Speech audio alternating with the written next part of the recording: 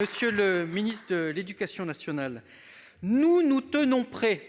C'est par ces mots qu'au mois d'août dernier, vous répondiez au journal du dimanche à une question relative au fiasco technologique qui s'est passé lors du premier confinement, le 16 mars 2020, et où il y a eu un plantage phénoménal qui fait que, tout simplement, l'école à la maison n'avait pas fonctionné lors du premier confinement.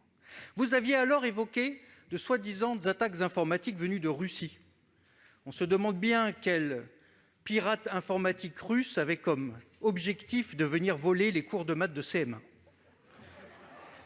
Cette semaine, 12 400 000 élèves étaient concernés par l'école à la maison. Les enseignants étaient prêts, les parents aussi, les élèves, des Français de l'étranger aussi qui suivent des cours à distance. Et là, nouveau fiasco, le système du CNED ne fonctionne pas avec Ma classe à la maison, ENT Pronote, tous ces systèmes sont en carafe.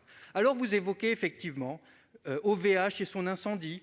Le PDG d'OVH Cloud lui-même a immédiatement démenti. Puis vous évoquez encore, comme l'année dernière, de soi-disant attaques informatiques. La réalité est bien différente. Vous aviez 1 an pour vous préparer. 1 an de préparation. La réalité, c'est tout simplement, monsieur le ministre, que vous n'étiez pas prêt. Et donc ma question, elle est la suivante. Comment vous, la prétendue Startup Nation portée en étendard par Emmanuel Macron, peut justifier un tel fiasco? Pour vous répondre, la parole est au ministre de l'Éducation nationale, de la jeunesse et des sports. M. Blanquer. Merci, Monsieur le Président. Mesdames et Messieurs les sénateurs, Monsieur le sénateur, vous choisissez de prendre un ton polémique sur un sujet technique, c'est votre droit. Votre petite boutade sur les cyberattaques russes montre à quel point vous ignorez le sujet.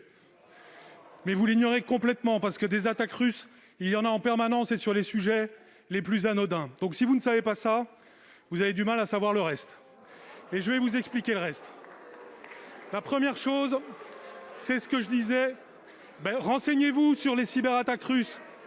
Renseignez-vous sur ce sujet et on verra si vous pouvez faire des boutades. Tous les pays du monde sont menacés par ce type de cyberattaque, y compris les infrastructures d'éducation, évidemment. Et c'est en effet une partie des choses qui se sont passées hier. Vous donnez un tour polémique, par exemple, en disant que lors du premier confinement, l'enseignement à distance n'a pas marché. C'est vrai qu'il y a eu des problèmes de tuyaux l'année dernière au début. Ça a duré 1 jour ou 2 et ensuite ça s'est amélioré.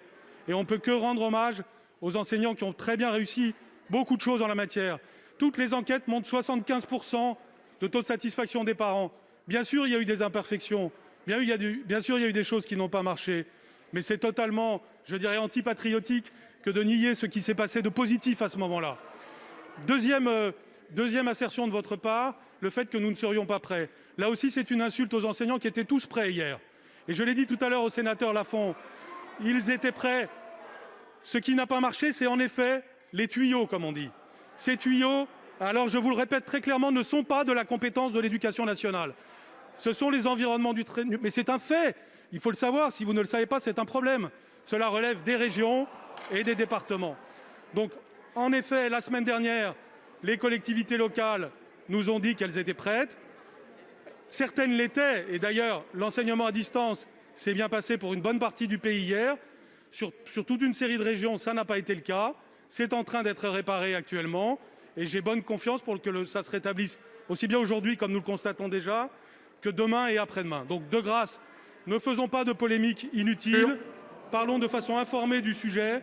Et oui, l'Éducation nationale a énormément travaillé sur ces sujets depuis 1 an. Et ne faisons pas injure aux millions de personnes qui ont travaillé dans ce sens. Je vous remercie. Monsieur Le Gleut. Monsieur le ministre, malheureusement, votre réponse ne convainc personne.